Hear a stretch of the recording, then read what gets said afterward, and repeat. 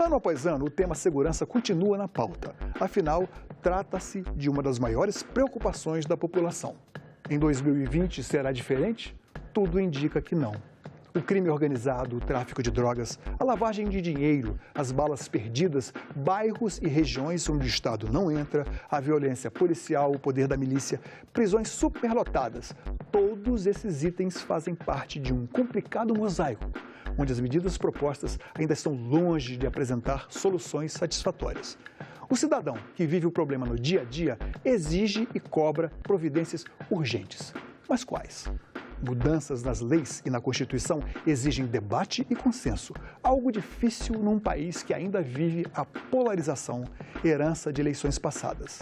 Os três poderes da República se debruçam na busca de um entendimento, sabendo que o conflito não interessa a ninguém. Quando identifica supostos excessos em iniciativas como a liberalização do porte de armas e o excludente de ilicitude, o Senado Federal exerce o papel de moderador.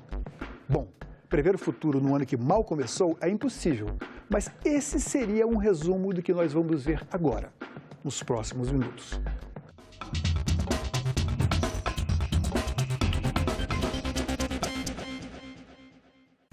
O Brasil apresentou uma queda expressiva na taxa de assassinatos nos primeiros 9 meses de 2019, de acordo com o Ministério da Justiça. Essa redução teve início no ano anterior, depois do recorde registrado em 2017 de 65 mil homicídios. O que estaria por trás dessa diminuição agora? Os dados são do Sistema Nacional de Informações da Segurança Pública, uma plataforma que permite o monitoramento dos índices de criminalidade no Brasil. De janeiro a setembro do último ano, a redução passou de 21% no número de mortes violentas, cerca de 31 mil casos, em comparação aos quase 40 mil no mesmo período em 2018. Os números receberam questionamentos de alguns pesquisadores. Quais seriam os motivos para uma diminuição tão expressiva desse tipo de violência? Na opinião do senador Rogério Carvalho, a redução desses índices é explicada por um trabalho de base em segurança pública que vem sendo feito por vários governos estaduais. Ninguém reduz violência nem mortalidade infantil com uma única medida ou num espaço curto de tempo. É preciso ter um trabalho de base estrutural que ao longo do tempo vai reduzindo as causas centrais dessa violência estrutural. A senadora Soraya Tronic atribui a diminuição dos homicídios às ações do atual governo federal, principalmente no que diz respeito à desarticulação de organizações criminosas. Os presídios federais, até mesmo a conversa com o advogado é monitorada. Então aí realmente desmonta aquela organização criminosa. E isso é muito importante. Os presídios estaduais não têm essa segurança. E esse tipo de atitude do governo federal, do Ministério da Justiça, o ministro Sérgio Moro, eu tenho certeza que ajudou muito para desarticular, né? Esses homicídios, né, os mandantes do crime, os cabeças do crime, né, desarticulando, então ficaram acéfalas, né, essas organizações criminosas. Já para a senadora Elisiane Gama, a boa notícia se deve à garantia de recursos do orçamento da União para a segurança pública nos últimos 4 anos. Nós evitamos, por exemplo, o contingenciamento orçamentário. Não dá para você pensar em segurança pública sem você pensar em orçamento, sem você focar mais. Nos anos subsequentes a 2017, nós tivemos ano a ano pesquisas em todo o Brasil mostrando exatamente que a maior preocupação do brasileiro era a segurança pública. O pacote anticrime do Congresso Nacional, ele é fruto, inclusive, disso. Bom, nós estamos aqui no estúdio com a consultora legislativa do Senado Federal, Juliana Magalhães. Ela é especialista em direito penal. Juliana, o que se disse que quando a derrota é órfã, mas a vitória tem muitos pais. A gente viu várias opiniões de senadores, alguns que apoiam o governo, outros não. E, em princípio, o que todos concordaram é que eles confiam nesses tipos de dados, nesses dados que foram fornecidos. O que eu pergunto a você é o seguinte: será possível que a gente possa afirmar que estamos numa curva descendente nesse número de mortes violentas? Ou o que seria necessário para que nós possamos afirmar que estamos tendo um progresso mesmo? De fato, a gente está numa curva descendente. É possível afirmar isso por causa de uma tendência que a gente consegue observar desde o ano de 2018. A questão mais profunda é qual seria a causa disso? Porque a partir do momento que você descobre a causa, você vai saber se nos anos vindouros isso vai permanecer. E assim como os senadores colocaram ali, na verdade ninguém está errado e ninguém tem 100% razão. Porque nem os pesquisadores de segurança pública conseguem afirmar qual é a causa preponderante.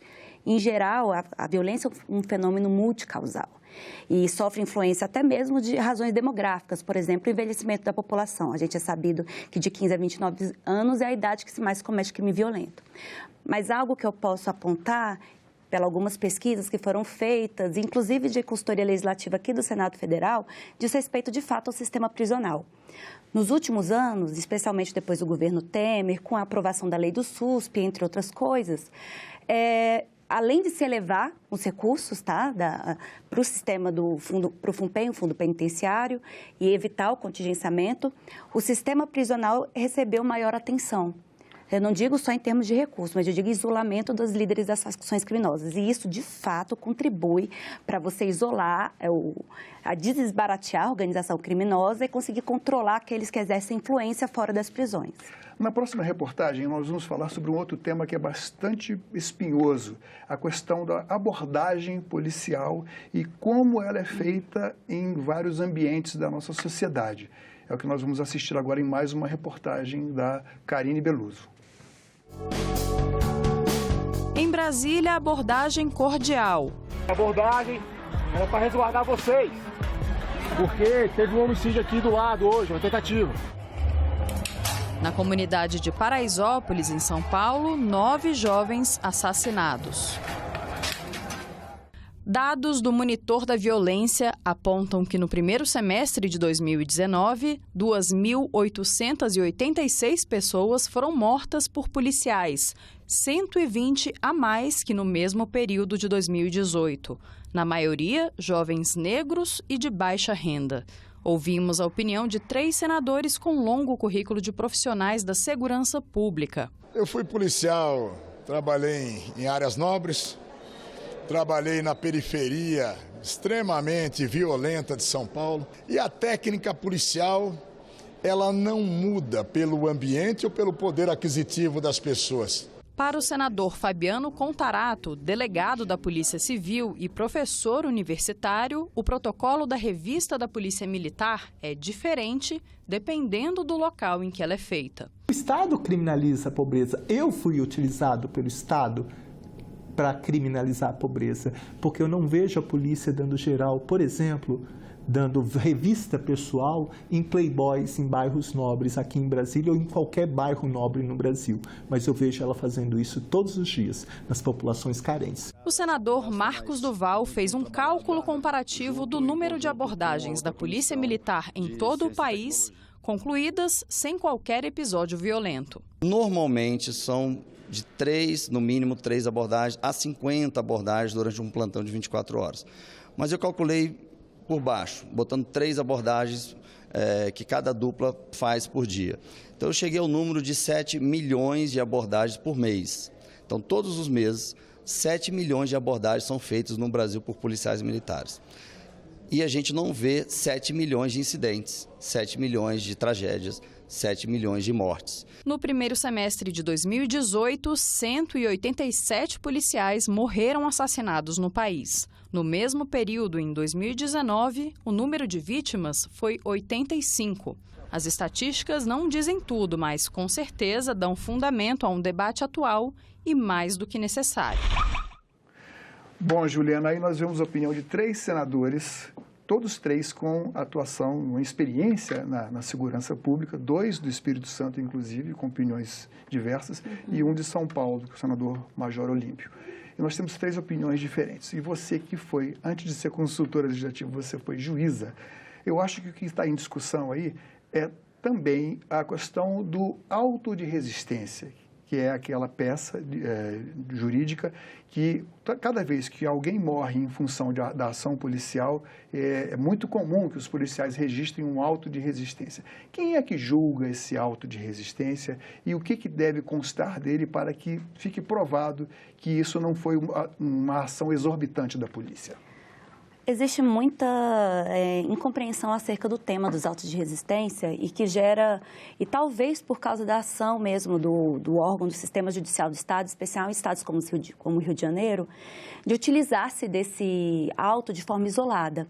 Mas a verdade, Paula, é que o auto de resistência previsto no artigo 292 do Código de Processo Penal é apenas um auto em que o policial que realizou aquela intervenção no autor do crime, no suposto autor do crime, assina com 2 testemunhas aquilo que aconteceu. Esse auto tem que integrar um inquérito. Esse inquérito aberto por uma portaria, aberto por um flagrante e que tem que ser o prosseguimento, até para arquivar é necessária a homologação judicial. Então, o auto de resistência por si só, sem um inquérito, é uma aberração jurídica que está em extinção no Brasil. Eu lembro que na CPI do assassinato dos jovens, e que a gente assessorou, a relatoria, a presidência, realmente os dados provavam que existia ainda autos de resistência no Brasil, mas até onde eu tenho conhecimento, eles estão em pleno declínio porque existe uma ação maior do Ministério Público, do Poder Judiciário e principalmente da sociedade civil em buscar eliminá-lo enquanto instrumento jurídico anômalo. Na reportagem seguinte, nós vamos abordar uma outra questão. A questão que é bastante polêmica, que caminhou bastante no ano de 2019, mas que terá seus últimos capítulos, esperamos, agora no ano de 2020, que é a questão da prisão na segunda instância. Vamos acompanhar a reportagem da Karine Beluso, por favor. Um dos temas mais polêmicos no ano de 2019 promete novos capítulos em 2020. O Supremo Tribunal Federal revogou em novembro a possibilidade da prisão após condenação em segunda instância. Mas, logo em seguida, o Congresso colocou em pauta 2 propostas contrariando o entendimento da Corte. Estavam dizendo aí, no dia que o Supremo tomar essa decisão de considerar que não é cabível necessariamente a prisão em segunda instância, serão libertados 169 mil estupradores, assassinos, etc. Aí o CNJ interveio e disse, não é bem assim. Essa decisão pode atingir 4.895 pessoas. Particularmente, ex-senador do Amazonas, eu tenho uma posição firmada. Eu sou a favor da prisão após julgamento em segunda instância. Então, a gente vai fazer tudo para que as coisas vinguem. A PEC daqui está lá na geleira, mas tem o PL. Então, a gente fica discutindo o que vai dos dois. Às vésperas do recesso parlamentar, a Comissão de Constituição e Justiça do Senado aprovou um projeto que altera o Código de Processo Penal, abrindo caminho para a execução da pena, independentemente de apresentação de recurso. Enquanto isso, na Câmara dos Deputados, uma proposta de emenda à Constituição com o mesmo objetivo aguarda entrar em pauta. Enquanto o projeto de lei tramita mais rapidamente e exige um quórum menor, a PEC garante maior segurança jurídica. Afinal, para muitos juristas, a presunção de inocência até o trânsito em julgado seria uma cláusula pétrea da Constituição.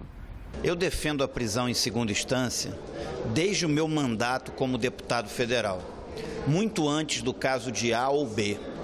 É um absurdo a quantidade de recursos que nós temos no Brasil. Isso é uma fábrica de impunidade. Eu estou defendendo e vou defender com mais veemência que a gente mude a legislação como um todo, para que o primeiro grau não fique na mão somente de um juiz, que a gente tenha lá juízes que possa auxiliar o juiz principal para que a decisão saia colegiada. Bem, Juliana, aí nós temos aí 2 questões. Primeiro, já resvalamos aí para a questão do juiz de garantias, né? Mas antes disso, a gente teria que perguntar para você, que é uma especialista, aqueles que alegam que é uma cláusula pétrea e por isso a prisão na segunda instância não deve ser aplicada, quem tem razão nessa questão? Bom, aí pergunta difícil, né? Quem me dera se existisse uma resposta fácil mesmo para essa questão, porque o tema traz muita insegurança jurídica para o nosso país e até mesmo para convenções internacionais, para pactos internacionais, especialmente relacionados à criminalidade organizada financeira. É muito complicado para o Brasil esse tipo de indecisão. Porque o que ocorre? Existe uma cláusula na Constituição, no seu artigo 5º, que diz que ninguém será considerado culpado antes do trânsito julgado da sentença condenatória. Essa cláusula não fala em prisão propriamente, tá? Ela não fala que ninguém será preso. Quem fala que ninguém será preso antes do trânsito julgado é o Código de Processo Penal. Por isso que alguns parlamentares tentam, por meio do projeto de lei, alterar esse artigo, o 283 do Código de Processo Penal, e não mexer na Constituição. Mas o que ocorre? O Supremo interpreta a lei a partir da Constituição.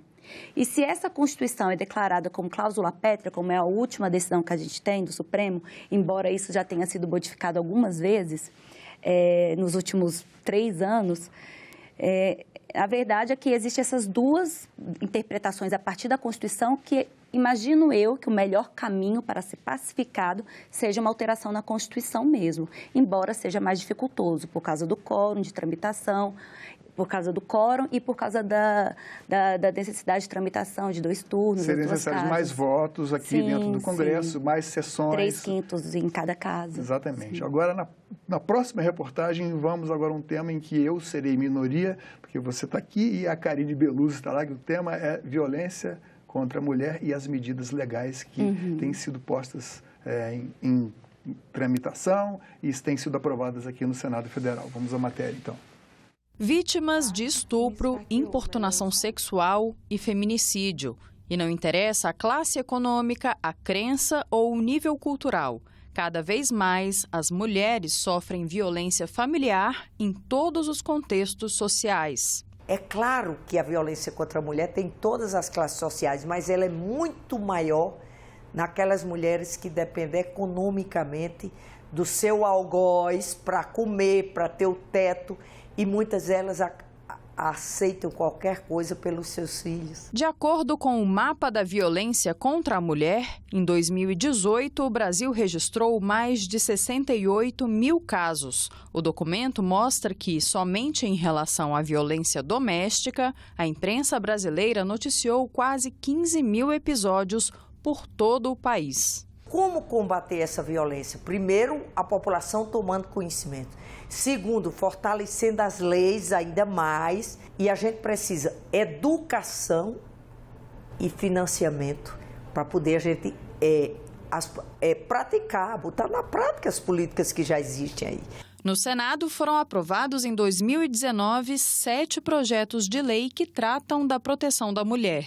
3 foram enviados à análise da Câmara e 4 viraram leis, como o que obriga pessoas que cometeram crimes domésticos contra mulheres entregarem à polícia armas de fogo que estão em sua posse ou em seu nome, e a mudança na Lei Maria da Penha, que dá o direito a mães vítimas de violência doméstica de matricularem seus filhos na escola mais próxima de casa. O Senado ainda aprovou uma mudança na Constituição, a PEC 75, que torna o feminicídio, além de inafiançável, um crime imprescritível, ou seja, que poderá ser julgado a qualquer tempo, independentemente da data em que tenha sido cometido. Eu acho que a PEC 75 foi um avanço. Eu acho que demorou até, porque é uma questão hoje que está se tornando um dilema social, um homem não aceitar o comportamento da mulher. A mulher está mudando, hoje a mulher arrima de família, ela cuida dos filhos dela, ela tem o direito de aceitar ou não aquela relação, e a gente tem que mudar um pouco essa questão. Mas eu acho que foi um avanço aqui dentro da casa, porque as mulheres, as congressistas, elas entendem o papel da representatividade delas em ajudar nessas pautas femininas. Mas muito ainda precisa avançar. 2020 começa no Senado com 56 projetos na pauta, com o objetivo de combater a violência contra a mulher. Entre eles, o que impede a nomeação para cargo ou emprego público de condenados por agressão contra a mulher e o que proíbe a substituição das penas de prisão por penas restritivas de direitos, no caso desse tipo de agressão, ou de grave ameaça contra a mulher. A brasileira pode contar com todas nós aqui, que certamente essas 56 pautas, elas estarão tramitando na casa e todo mundo de olho para que a gente consiga o maior número de aprovações para as nossas mulheres. Juliana, nós temos aí um caso em que a sociedade parece que não se emenda. Há um tema de repercussão geral, as mulheres são maioria no nosso país, mas elas continuam não sendo empoderadas na prática para reagir. Na verdade, não são elas que têm que reagir só, toda a sociedade tem que reagir. De toda essa pauta que nós temos aí pela frente, o que você destacaria como aquela de interesse mais imediato para que se possa avançar na defesa dos direitos das mulheres? Isso é uma pergunta difícil também, Paulo, porque tem muita emoção, muita paixão. Nenhum projeto de lei que inicia esse tipo de processo vem sem uma história junto. Mas, embora tenha muito entusiasmo da sociedade, mesmo das parlamentares que propuseram, dos parlamentares também, me parece que, tratando-se de um problema social, a violência doméstica é um problema não somente do direito penal, mas é um problema da sociedade. Você, por exemplo, tirar a fonte de trabalho do agressor por meio da privação de assumir um cargo em comissão, ou mesmo outras iniciativas que vão impedir o contato do agressor definitivamente com o filho, ou mesmo não sendo um caso de homicídio, porque aí ele iria para o regime fechado, mas um caso leve de agressão, impedir a substituição da pena, você está dificultando ainda mais aquele contexto social. Um projeto que eu achei extremamente razoável é aquele que prevê a apreensão da arma de fogo. Porque a violência doméstica, em geral, não acontece, e eu digo aqui o feminicídio propriamente, na primeira vez, na primeira agressão. Em geral, dado aquele contexto familiar desequilibrado, socialmente um abandono daquela mulher, a violência ela é reiterada. Não é a primeira vez, não é o primeiro aviso. Inclusive, existem casos de medidas protetivas concedidas que depois a pessoa chega e assassina, né? O homem assassina a mulher com uma arma de fogo. E então, apreendendo a arma de fogo, você consegue tirar o instrumento do crime, em especial aquele instrumento que é utilizado no momento de emoção, por um impulso, se trata de um crime não premeditado. Então, é razoável. Me parece um projeto muito razoável. Juliana, na última reportagem que nós vamos assistir aqui, vamos falar do pacote anticrime, que você ajudou a formatar aqui dentro, em discussões quase exaustivas, mesmo exaustivas nos gabinetes, e que no final de 2019 chegou a ser um tanto amenizado aqui dentro do Congresso. Vamos assistir a reportagem da Karine.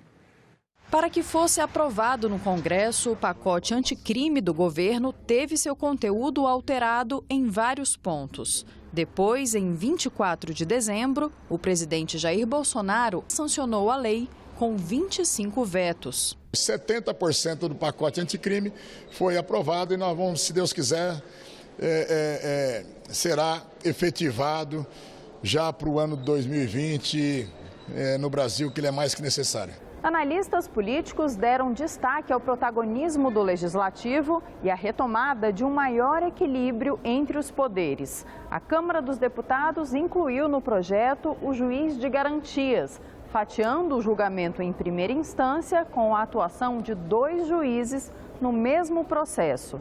E ao contrário do que esperava o ministro da Justiça, Sérgio Moro, esse item não foi vetado pelo presidente da República. Do texto original permaneceram o aumento da pena máxima de 30 para 40 anos de prisão e o banco de dados genéticos de criminosos. Ficaram de fora o plain bargain, acordo em que o acusado reconhece o crime em troca de uma punição menor, a excludente de ilicitude, ou seja, a isenção de culpa por condutas ilegais em determinadas situações e a prisão após condenação em segunda instância. A pressão da sociedade nas ruas foi fundamental para que a gente não tivesse um pacote anticrime ainda mais retalhado. Aumento de pena e endurecer punição não reflete. O que reflete é você tirar de circulação, é você ter uma estratégia que retira de circulação os cabeças do crime e aquilo que produz o interesse em praticar o crime. Tráfico de drogas e armas que atravessam as fronteiras e ocupam as comunidades, superlotação carcerária, balas perdidas, assassinatos, lavagem de dinheiro, crimes do colarinho branco. No meio de tudo isso, uma população pobre, oprimida pela violência. Os desafios são muitos. Pacote aprovado, falta conferir como esse conjunto de medidas vai funcionar no país real. Eu espero que para 2020 o Senado efetivamente assuma uma função republicana para conter os excessos e os abusos e tenha a sobriedade de legislar de forma coerente, com pacificação, de forma ordeira, para conter esses abusos e legislar de acordo com o anseio da sociedade, mantendo e fortalecendo as instituições. Juliana, uma pergunta direta aqui para você. Foi um avanço possível? Avançou-se pouco ou... Eu acho que avançou-se muito, porque embora tenha aquelas iniciativas mais polêmicas, por exemplo, a prisão em segunda instância, a questão do excludente licitude, que foram retiradas e que eram interesse do governo, foram aprovadas uma série de normas processuais que efetivamente vão auxiliar a combater aquela criminalidade que mais importa para a gente, que é a criminalidade violenta. Como, por exemplo, o que foi mencionado na reportagem do banco de perfil genético. Também tem o banco de perfil balístico, entre outras iniciativas como o isolamento de líderes de facções criminosas por mais tempo, que efetivamente vão contribuir para diminuir a criminalidade. É claro que num gráfico não dá para a gente resumir o que é, o que foi. Seria até desrespeitoso querer resumir o pacote e seu escopo final em apenas um gráfico, não dá. Mas eu quero agradecer a tua presença aqui, mais uma vez, obrigado. Você pode assistir todos os programas da série O Que Vem Por Aí, dentro dos temas específicos, esse foi o de segurança, no site senado.leg.br/TV ou então no YouTube /TV Senado. Obrigado pela atenção e até lá.